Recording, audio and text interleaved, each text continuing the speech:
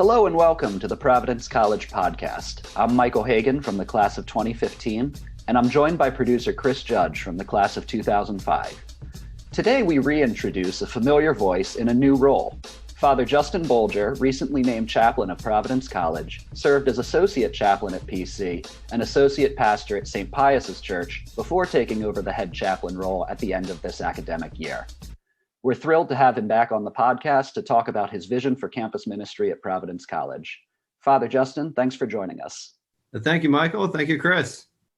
So listeners of the podcast may remember you from our episode on the Hillbilly Thomists, a bluegrass band of Dominican friars of which you are a member. I realize that with as much fun as we were having talking about your music, we really didn't talk all that much about you yourself. So with that in mind, could you tell us a little bit about yourself and about your path to your vocation as a Dominican friar? Sure. Yeah. Dominicans like to talk about themselves, so I think I can help here. So I'm from Maryland. I grew up in Baltimore and in Frederick, Maryland. I was actually born in New York, but basically grew up in Baltimore, then moved to Frederick, which is in the country about 40 minutes west of Baltimore when I was in high school.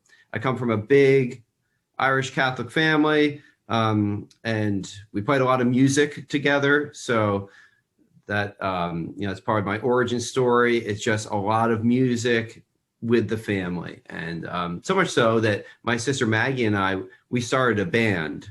I started this in college. I went to UMBC for 2 years, University of Maryland, Baltimore County. I took a year off and played a lot of music during that year off. I landscaped. I didn't really know what I wanted to do.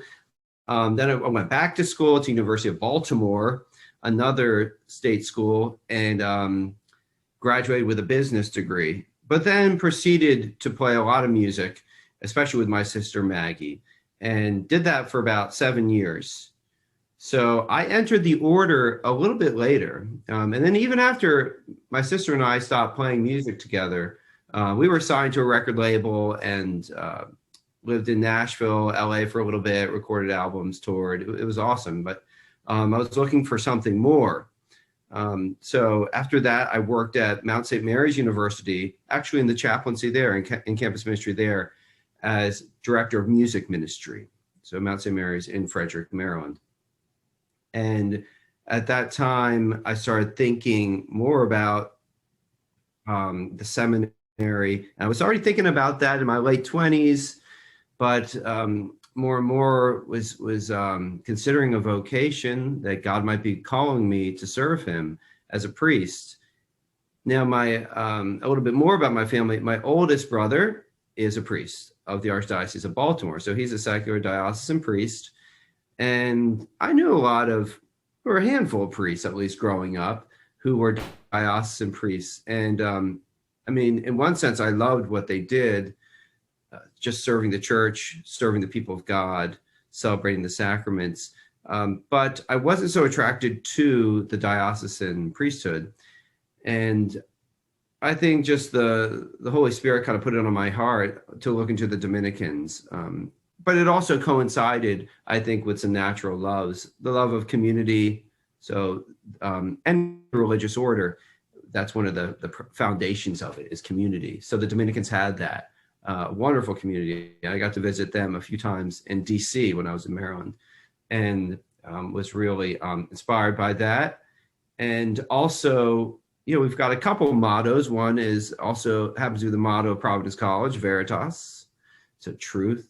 Dominicans love the truth, and we contemplate it in order to share the fruits of our contemplation with others. And so this was an inspiration as well. And I looked into the Dominicans, and especially in those 2 years when I was working at Mount St. Mary's, and eventually applied, and they accepted me. And so, here I am now, a number of years later. All right. Well, as a Marylander myself, it's always exciting anytime we can drag anybody up from the old line state up here to Rhode Island. So, yeah, exactly. They don't know what they're missing, especially Charm City. Now, where Sorry, Michael, maybe I forgot that. Where are you from again? It's funny when you were talking about Frederick. I mean, I grew up a short hop down 270 from Frederick, which means probably nothing to our mostly New England listeners. But for those who have knowledge of Maryland interstate highways, about 15-minute drive, 20-minute drive. Okay, so down in Damascus or? Yep, northern end of Montgomery County. Okay, that's great. Well, Maryland, I think of it as perfect because people from the South think it's the Northeast, right? And then people from the Northeast think it's the South, which means it's just must be perfect right there in the middle. So that's the story of your road to the Dominicans. But with the rigors of Dominican formation, there were, of course, a whole 8 years between your entry to the order in 2012 and your ordination and arrival at Providence College in 2020. Tell us about those years in formation. How does one become a friar, and how does one prepare to be a Dominican priest? After looking into the order, you apply, and if you're accepted, you enter the novitiate. So that's the first year of Dominican life. And basically, you're a baby Dominican, and you learn how to wear a habit, how to walk upstairs with a habit, how to eat spaghetti with a habit. When we first receive our habit, that's the meal we eat. And so that's a nice little tradition. And so you also then, of course, learn the important things, how to pray, pray together, how to grow in prayer as just a person, speaking, talking with God. And you learn how to live with your fellow brothers.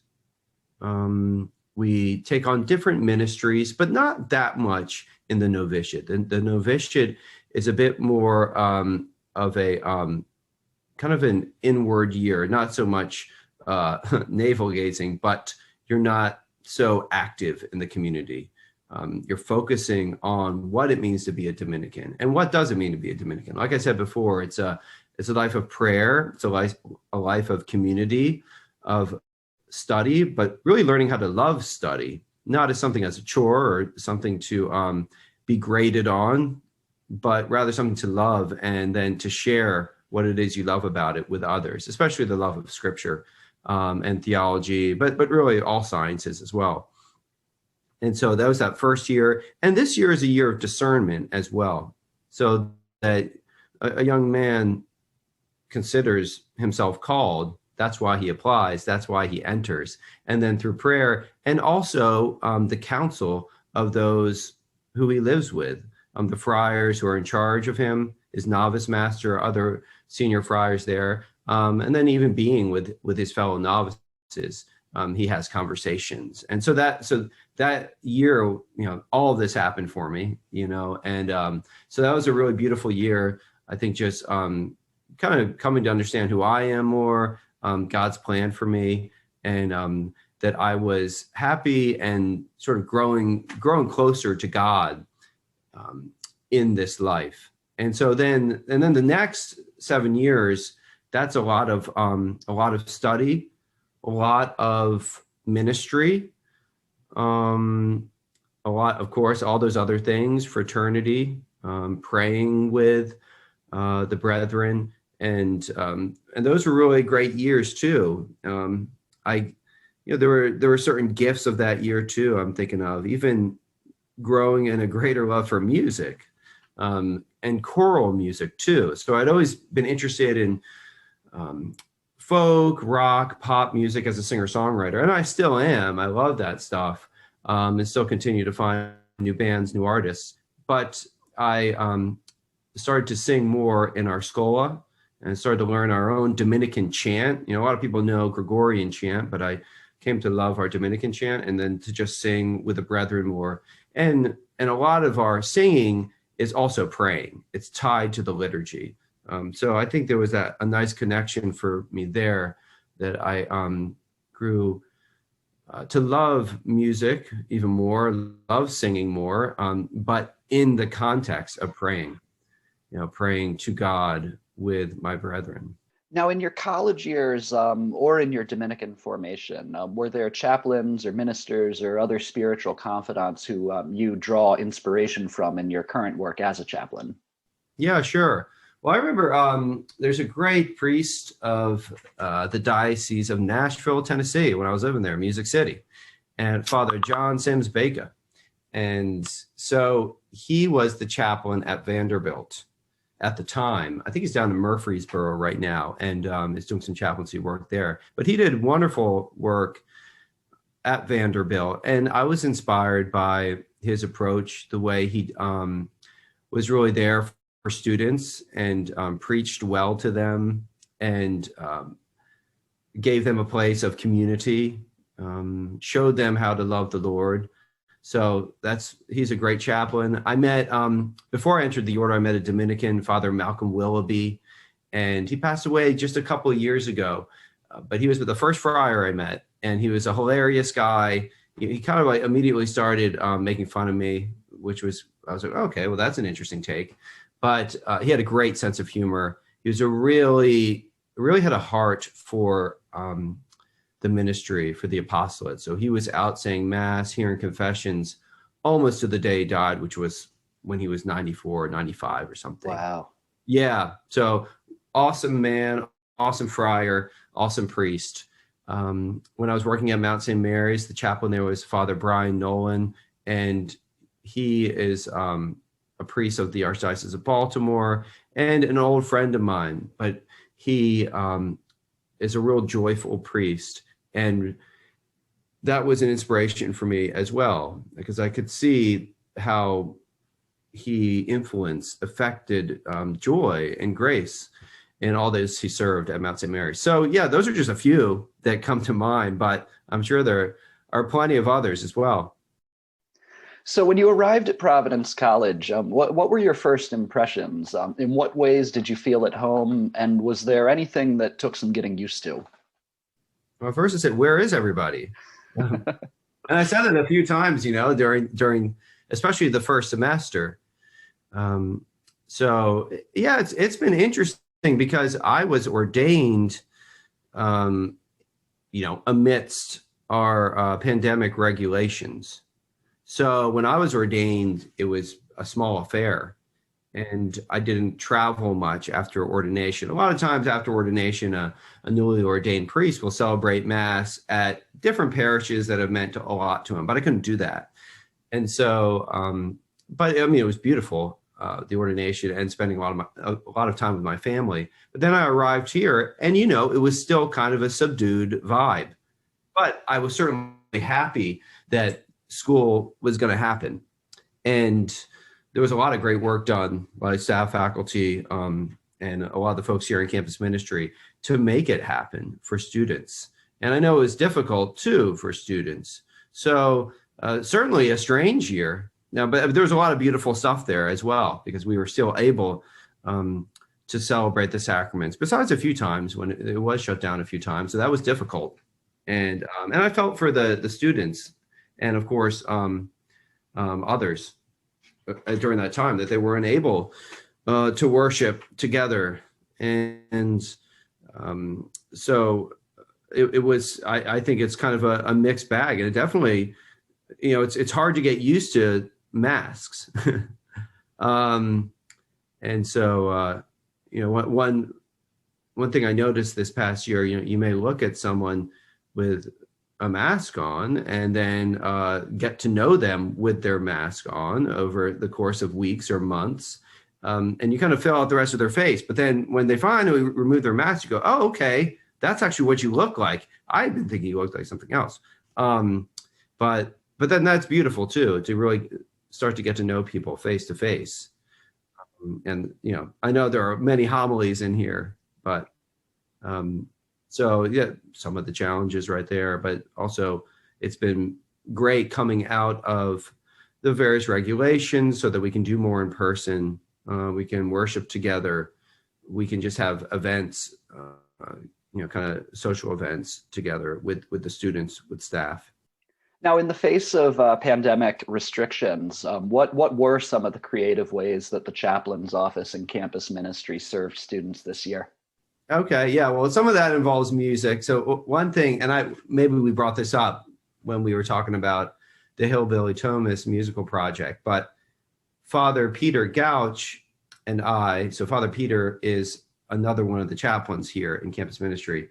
We went out with the then director of campus ministry, Father Peter Martyr Youngworth, who I'm replacing, and Father Patrick Briscoe in a golf cart during the lockdown when students were in their dorms or in their apartments and houses off campus.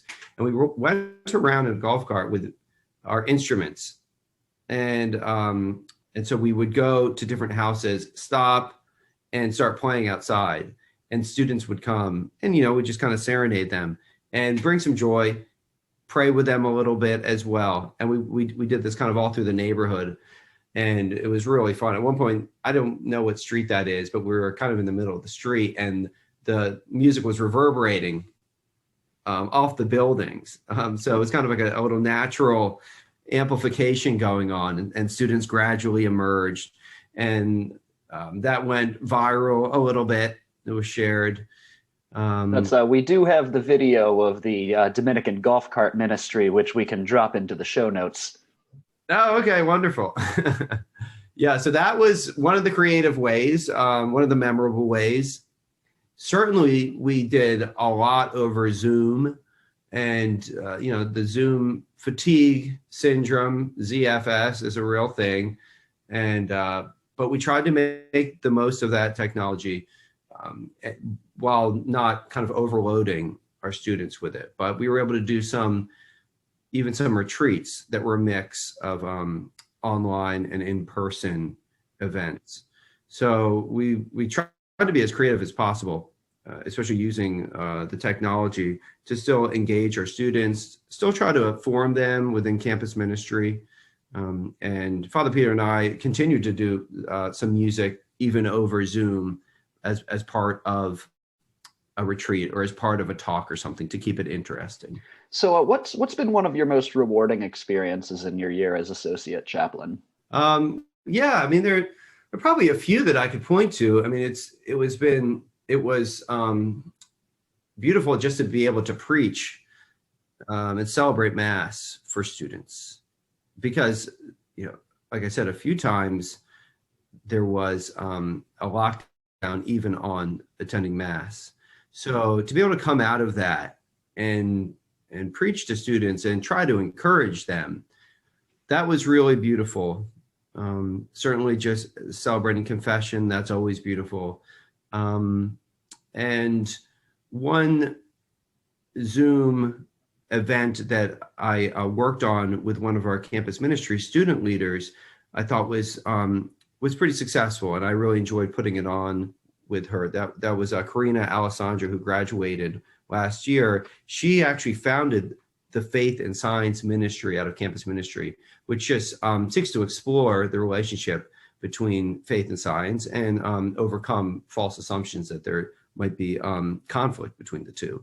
And so she's done some great things over the last few years in that ministry. But we had an interdisciplinary panel with a philosopher from Mount St. Mary's, great scholar, Dr. Joshua Hochschild, a neurobiologist from Stanford, William Hurlbut, and a psychologist from DC.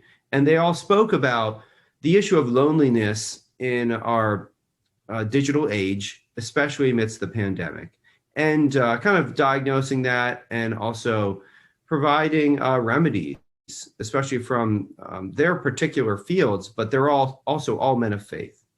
So that was, I thought, a successful panel discussion, and it especially spoke to what a lot of people are going through right now. I think even without being cooped up in your house, there's an issue of loneliness that we try to fix through our social media, through our technology, but often that can exacerbate or maybe kind of cover over the problem of loneliness.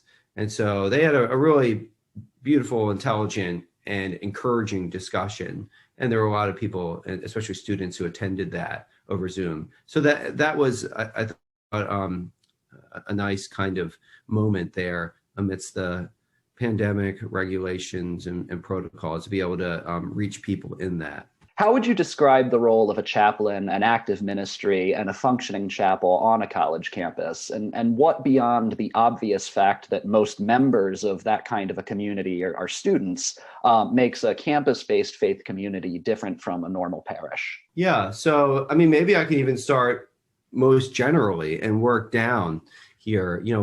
So Providence College is a Catholic liberal arts school in the Dominican tradition. And all those things mean something, liberal arts, that means literally to be led into freedom. If you go back to the Latin, libertas, and educare means to be led. So hopefully students who go here are led into freedom, but they're done so precisely in a Catholic and Dominican context. There are all kinds of schools that you can go to, especially in the United States. There are big schools, little schools, different denominations, right? Public schools, and many of those have liberal arts programs or just are devoted to that themselves.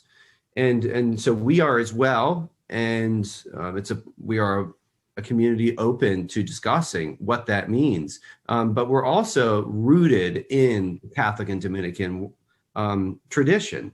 So we're confident in the questions that we have asked as Catholics and a lot of our answers over the centuries. What does it mean to be free? What does it mean to be led? Why would one want that? What does it mean to be happy as a human person? And of course, the Catholic Church has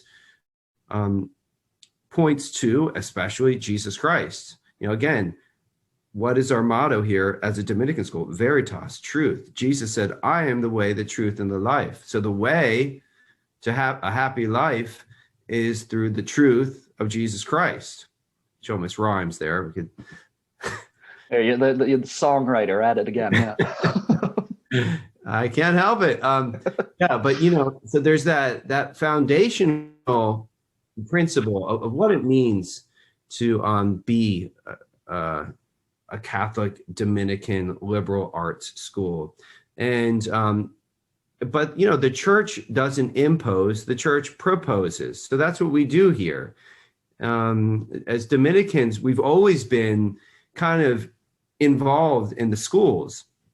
When Dominic founded the order, he was responding to a certain heresy, the Albigensian one, a very ancient one that kind of cropped up again in southern France in his day, or a little bit before, which was a dualism that kind of pitted the physical against the spiritual, that the physical was bad and the spiritual was good. And Dominic said, no, that is not our faith. That is not what we have received, both as revealed to us through Scripture and in God Himself made man in Jesus Christ, but also in our experience as created persons. The world is good. We are matter and spirit together, and that is good. So Dominic really responded beautifully to this by saying we need to study more. We need to really love the truth. And so he sent the friars out to Bologna. That was the university known for law at the time, and then the University of Paris, which was kind of exploding in those days as a place of learning that people from all over the place were going to. And so, so we're really about this, right? As Dominicans, we feel at home in the university college context, but that we're open to discussing all questions. And that's another cool thing. Among the Dominicans here, we have, a biologist who went to MIT, Father Nicanor Austriaco, an economist, one of my classmates who got his doctorate from Oxford. So we are kind of interested in the range of knowledge, the range of sciences. And this is kind of a point that comes from Newman too, St. John Henry Newman. That's what happens at a university. It's universal. That is, you study all of knowledge, but it's also united. It's united by our confidence, again, that we are made by God. God loves us, wants us to be happy. And we've got some good ways to respond to that desire in the heart of every person. So that's a kind of like a general way to answer that. And then, so what's the chapel? Well, the chapel is a place where Jesus is. The chapel is a place where God dwells. It's his temple here on campus, and all are invited, all are invited to be with him there. So it's a place of prayer, and it's a place where students can also ask these bigger questions. They can pray, they can worship together, they can receive grace, the grace of the sacraments, whereby they're filled with the love of God. They're filled with Jesus Christ. Campus ministry itself, our office, we have loads of programs. So we've got a great staff here who run programs in peer ministry, lots of service programs, Habitat for Humanity. We've got this great program for incoming students called Faith Works. We have service trips. We've got a lot of retreats. We have faith formation, RCIA. And so we have staff and students who are really involved in these. And these are great touch points for students all over campus that can be involved in a certain aspect of campus ministry. They may not want to be a peer minister, but they may see themselves as, called to serve in like English as a second language, for example, being a tutor. But this is all, again, united in our confidence that we've been brought here by God himself, and that he is the source of all these different ways that we kind of minister. It all points back to him and his love as we go out and love our neighbor. And as chaplain, I'm charged, with kind of leading this ship, and with God's grace and my awesome staff and others above me as well, an awesome staff and faculty throughout the school. We can work together and do this. Now, many different religious orders and congregations minister to students on college and university campuses nationwide. But Providence College is the only college or university in the United States administered by the Dominican friars. What are the distinguishing marks of Dominican ministry to college students? Mm-hmm. Yeah, that's a great question. Going back, like I said, there's so many different colleges and Catholic colleges in the U.S. There's Franciscan University, run by Franciscans, obviously, a lot of Jesuit schools, the Holy Cross Fathers as well. And yes, this is the Dominican, this is the one college run by Dominican friars here in the States. And that makes us unique. I think another thing that makes us unique is that there are a lot of us here. There are almost 40 friars, and all, kind of like the range of ages are covered here as well. So we've got a lot of young friars, we've got retired friars. And so what does this mean? Well, this means that there's a community, of men living together in prayer and study, and in that fraternity, that ancient kind of Christian fraternity that began right at the beginning of the church, that men and women would live together in this kind of life. And we're right there on campus. And so, but we do it in our Dominican mode, right? So we're very interested in the life of the mind, the life of study, and that this is a good in and of itself.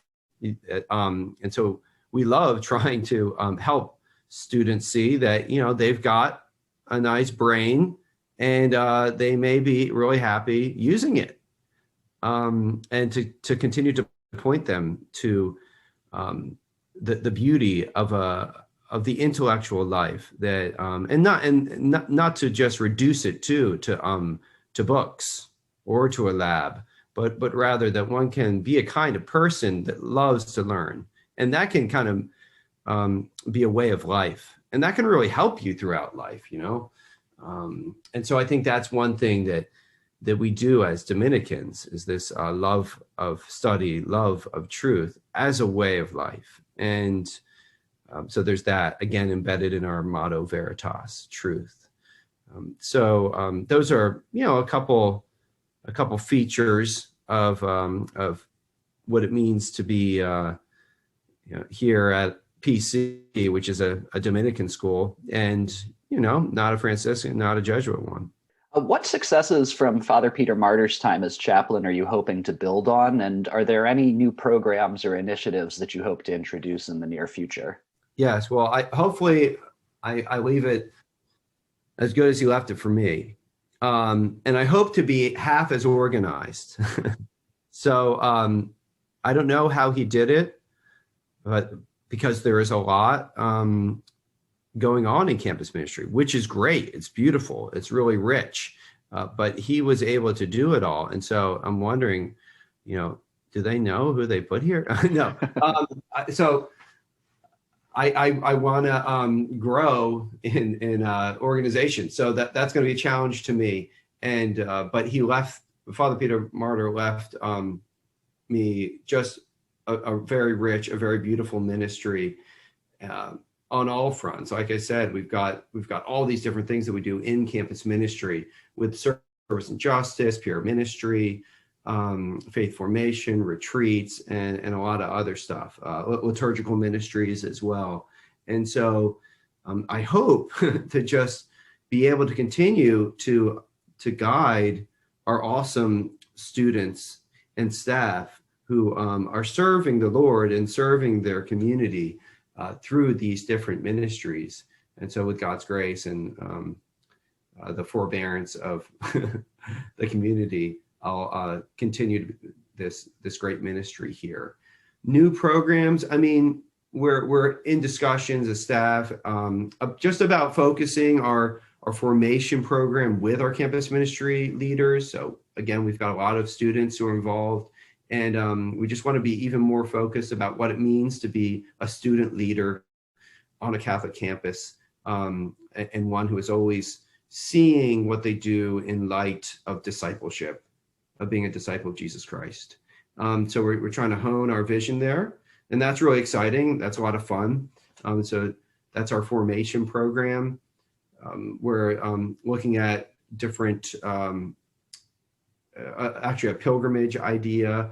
That would be a year or two in the future, but even kind of building out this pilgrimage program that we've kind of started, but making that even more Dominican in a sense, making it even more intellectual. And then on a personal note, I think I'll be using, the gifts that God gave me. So he gave me some organizational skills, not as much as Father Peter Martyr, but he gave me musical skills, more than Father Peter Martyr.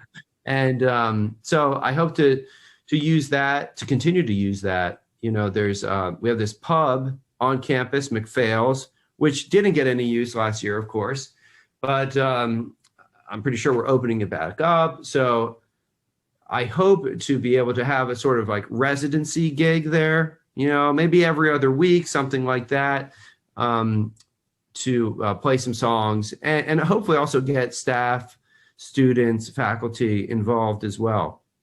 So that would just be a way for me to kind of be with the campus in another way, besides my kind of formal role in campus ministry. I also want to, I like cooking a little bit. I don't know if I'm awesome, but I enjoy it. And I want to invite households of students, student boards to have dinner. I can make them dinner and we can just talk and build relationships that way. So yeah, those are a few things that I've thought of. There may only be room for one Dominican Iron Chef on this campus. I know Father Sicard is known for his cooking skills. Yeah, I think he's got me. I don't know if I want to go at him yet, but we'll see after a year. All right. Father Ken, I might be coming after you. Watch out. So it strikes me that in some ways, this pandemic reset, if you will, it creates an opportunity for students who haven't been involved in liturgies and in campus ministry in the past to get involved, because it's going to be a new experience in a way for everyone. So what would you say to students who aren't so sure about walking through the doors of St. Dom's or down the stairs to the campus ministry center? Well, I would say go for it. You are welcome. Like I said earlier, our chapel is really a temple. It's a place to encounter God. It's a place where a young man or woman can pray, can worship with others. And that's part of life too, a big part of life is coming to know the Lord and to make great friendships with others who are also seeking the Lord. And so I would just encourage all students to come into St. Dominic Chapel. Even if you're not Catholic, you can still worship with us and even just take in the liturgy, or come when there's not Mass, and pray there, have some quiet time. And of course, we've got this great staff in the Campus Ministry Center, which is below the chapel. So there's usually a staff member or two down there. They're great folks, obviously, to connect with regarding specific ministries, but also just if you want to talk to someone. And there are usually students hanging out as well. So I would just encourage students to, really, I would challenge them to come to church, come to Mass, come to confession. These, maybe tying back to something I said earlier, these are some of the principal ways one is led into freedom. We have so much going on campus. Maybe sometimes we can forget what we're about totally, which is that key thing, that to lead students into freedom through an engagement with truth, especially the truth of Jesus Christ. And so this is what we propose. And we love the Lord and we love our students. And so we want them to come back. And being religious is something that actually frees you. One of the meanings of that root word is to be, a meaning of the word holy is to be bound. So it's to be bound to, not in the sense of being kept down, right? But rather to be bound to someone. And so the religious person is someone who is bound to someone. And we're bound to each other in many ways, right? As friends, as family, as a community. But we're bound to our Lord, God, in a particular way because he made us, he loves us, and he calls us to him. And this is something we got to do every day. As human persons, we can get distracted. And then I would say too, it's okay if you don't know. If you have questions, that's fine. Don't worry about it. We all have questions. Questions are good. It's okay if you failed in some way. That's part of what college is about too. It's learning how to fail and growing in those virtues and in precisely in that community where you can get up again and see that life is we're not marked by our failures, but rather by the love of God, which is poured into our hearts that we can show others as well. And so I hope these are things that are, happening in the chapel, in campus ministry. And I just invite all of our students to come on in and experience that. All right. Well, Father Justin, it's been a pleasure talking to you, and our prayers are with you as you continue on into your ministry as chaplain. And I'm sure our listeners will pray for you as well. So thank you so much for joining us today. Thank you so much, Michael. Really appreciate it. It was great speaking with you again. And thank you for the prayers. That's probably the most important thing. And yes, I do ask for the prayers of our listeners as well. Subscribe to the Providence College Podcast in all the usual places, including iTunes, SoundCloud, Stitcher, Google Play, and Spotify, as well as your smart speaker. If you like what you hear, please review and share with others. Thanks for listening, and go Friars.